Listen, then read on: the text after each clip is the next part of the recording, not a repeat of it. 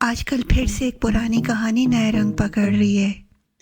आसिम अजहर और हानिया आमिर। आसिम जो अपनी सिंगिंग से पूरी दुनिया में नाम बना चुके हैं, और हानिया जो ड्रामास और सोशल मीडिया की जान है। दोनों ने एक वक्त में एक दूसरे को डेट किया, लेकिन सबको पता है कि ये ब्रेकअप कितना पब्लिक और तल्ख था। फिर आसिम ने मीरा अली से मंगनी की।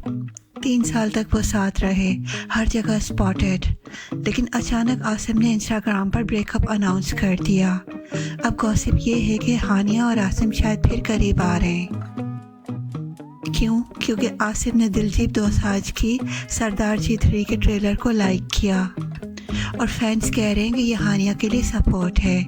ऊपर से हानिया ने हाल ही में ये फिल्म देखी दोस्तों के साथ, येलो कैप पहनकर, और आसिम की स्टोरी में भी वैसा ही कैप। बस फिर क्या था, फैंस ने कहना शुरू कर दिया कि दोनों फिर से साथ हैं। किसी ने लिखा, लगता है पैचअप हो रहा है।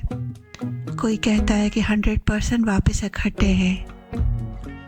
अब असल सच क्या है, ये सिर्फ हानिया और आसिम ही जानते हैं, लेकिन फैंस का इमेजिनेशन फुल ऑन है।